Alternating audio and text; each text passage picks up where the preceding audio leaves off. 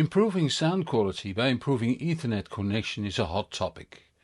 Network specialists tell us that it's impossible. But many ears, including mine, tell the opposite. In this review, an audio grade switch from digital audio expert Matrix Audio.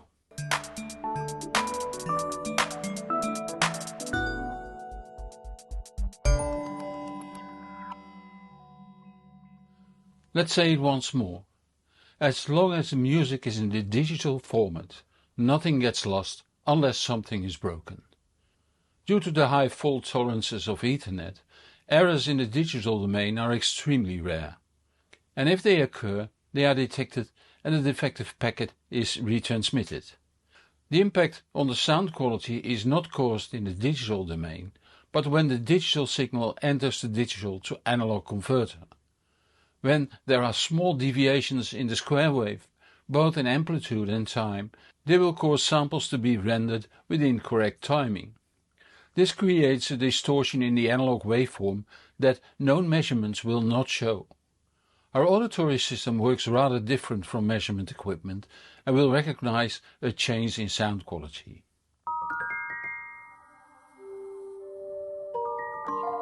Can't the Ethernet signal be cleaned up and buffered inside the digital player? Yes, at least in theory, but it appears to be extremely difficult. The Grim Audio Mewtwo apparently does this quite well, since using an audio-grade Ethernet switch and Ethernet filters only have a very limited effect on the sound quality. The problem is that the aberrations in the Ethernet signal are mixed with limitations of the digital circuits inside the streamer. A slightly unstable power supply, slightly low flip-flops and buffers, circuit board limitations, they all degrade the digital signal further. The easiest way to avoid all this is to buy a perfectly designed network player, if such a device would exist. Nearly perfect is the closest we can get, but that doesn't come cheap. The next best thing is to offer the network player a square wave signal that is easier to interpret at the input of the digital to analog chip or circuit. Let's see where the SS-1 is to be used. It needs to be connected to your modem/router over Ethernet cable. This gives access to the internet. In many cases the computer and/or NAS are connected to the modem/router too, although it can be connected to the SS-1 as well. The network player is connected to one of the two 100 megabit per second Ethernet ports, since they provide less noise. The other network ports on the SS-1 do 2.5 gigabits per second. The streamer is connected analog to the amplifier over either XLR or RCA cables. And of course a pair of loudspeakers need to be connected to the amp unless you use headphones. Normally a tablet or smartphone will let you select music on the network player. If you have an amplifier with integrated streamer and thus an Ethernet input, the diagram would look like this. Matrix Audio has two models audio grade switches. The SS-1 Pro has 8 RJ45 ports and 2 SFP Plus ports, an external clock input and a linear power supply with on-off switch. The SS-1, so without the Pro in the name, has 6 RJ45 ports, 2 SFP Plus ports and a switch mode power supply. The latter was loaned to me for review. It is a nice looking aluminium box with ventilation holes on the top and sides. It measures 250 by 206 by 58.5 millimeters and it weighs 2.3 kilos. The front only holds a tiny LED to indicate power being present. On the back we see an IC mains inlet, a 12 volts DC power input, a ground terminal and a button that switches off the LEDs on the back indicating active ports. The LEDs for the SFP Plus ports can be found next to the ports themselves. These ports do 10 gigabits per second provided you use the right SFP Plus modules. You can use SFP modules without the Plus, but these offer a bitrate of 1 megabits per second, which currently is the most common. Then there are 4 RJ45 points that do 2.5 gigabits per second max and 2 that will do 100 megabits per second. These are especially for audio applications since they are less noisy than the high-speed ports. After opening the cabinet, one large circuit board becomes visible with behind the IC mains inlet a relay that switches off the mains inlet when a 12V DC external power supply is connected. Directly behind it the meanwhile switch mode power supply. The 6 RJ45 ports contain transformers for galvanic separation. Next to them 2 SFP Plus cages. A small microprocessor can be found here, while along the back we see 3 regulators and 3 line transponders.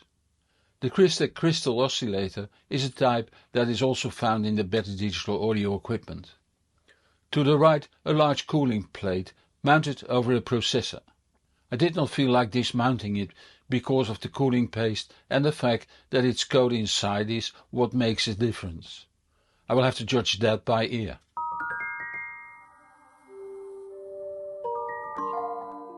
The switch in setup 1 is the Zixel GS1900-10HP, a normal 1 gigabit per second business switch with 2 SFP ports.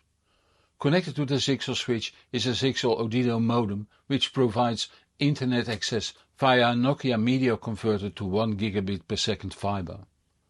The small green computer Sonic Transporter i7 CDR running Roon server, Minim server and Audivana core server was also connected to the Zixel switch via a patch cable.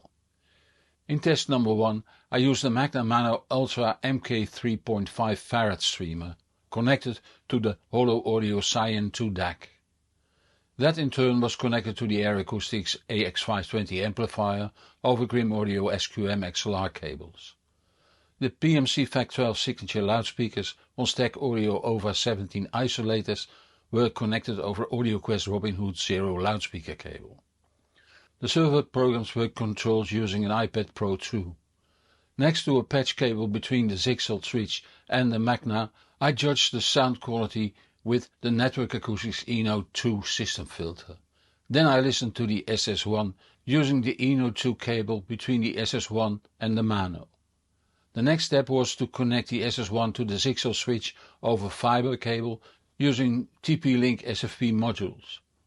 Finally I connected the Ferrum Hypsos power supply, set to 12V DC, to the SS-1 to see what a very clean power supply would do. Watch my review of the Hypsos for more information. Links at the usual places. When switching from the Cat6 patch cable to the Eno 2 filter, the spatial projection improves. Lows get somewhat more powerful and accurate, while voices get more precisely projected. Then the SS-1. Sibilance changes, but I am not sure what I like better. Perhaps the Eno 2. Overall there is slightly more detail. Using fiber instead of Cat6 between the Zixel and the SS-1 further improves the lows. More tight, more powerful, without dominating the balance. The stereo image gets even deeper and more around you. Now sibilance is more pronounced, but in an agreeable way. Using the Hypsos power supply even further enhances detail and resolution. The spatial projection again was improved. I know the Magna very well, but I have not heard it like this before. This time the Mythic Brooklyn Bridge 2 was used as streamer. Although it has a Roon server built in, I used the Roon server in the Sonic Transporter. Given the price level, I now use the Network Acoustics Muon Pro system filter. Next the SS-1 with Cat6 patch cable. Then the SS-1 connected again over fiber, and finally the Hypsos power supply was added. I hadn't used the Mythic Brooklyn Bridge 2 for some time, so I had to get it going again. It's a lovely concept. A DAC, a Roon endpoint and a server in a very compact housing. Just add storage in the form of a USB drive, a simple NAS, Tidal or Qobuz, and Bob's your uncle. It is clearly a step up from my setup 1B, for it sounds great. When switching from a simple Cat 6 patch cable to the Muon Pro makes the Brooklyn Bridge sound more powerful. The low sound full without getting obtrusive. Micro dynamics improved too. The sound is projected around you and rather free of stress. Sibilance also sounds good. The SS-1 gives slightly more detail, especially in high frequencies. Sibilance is slightly less natural but still good. Adding the Hypsos power supply lifts the overall sound quality again. Details, spatial projection, microdynamics, it's all again a notch better. Last but not least, I did the same with the Grim Audio Mu2 digital player. It also has an onboard room server, but again I used the room server in the Sonic Transporter. This is my daily player, so I know it extremely well. The drill was the same. First I used the Cat 6 cable between the Zixel and the Mu2, then the Network Acoustics Muon Pro system filter, which is what I use daily, followed by the SS-1 with Cat 6 patch cable, then the SS-1 connected to the Zixel over fiber, and finally I connected the Hypsos power supply. A difference between the Cat 6 cable and the Muon Pro filter is there, but only just and when I'm not plagued by fatigue. And describing is rather difficult. The sound character and spatial projection did not change. Perhaps with space and rhythm.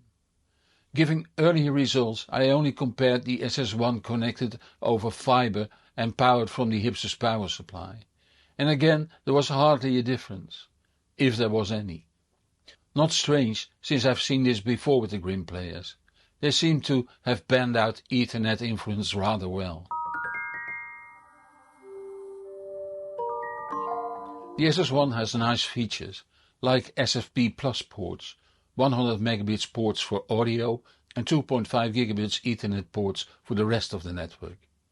It is beautifully built. I also like the switch mode power supply is switched off by a relay when DC power is used.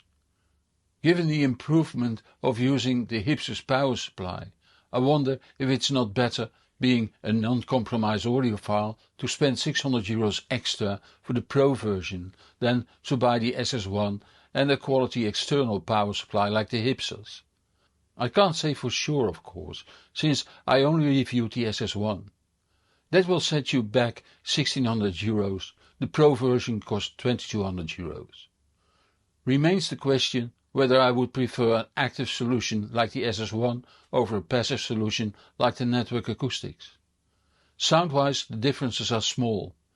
There are accents in one direction or another. Price-wise the Muon Pro without cabling costs 15% more than the SS-1. I prefer the passive solution since it needs no power. But if you want to go for the active solution, and that has advantages too, the SS-1 or perhaps the SS-1 Pro is a good choice. And on that bombshell we come to the end of this video. There will be a new video next week, so subscribe to this channel or follow me on Patreon, Facebook, LinkedIn, Instagram or TikTok to stay up to date on new videos. Patreon and YouTube Premium subscribers see my videos a week earlier and without ads. Help me reach even more people by giving this video a thumbs up or linking to this video on the social media. It would be greatly appreciated.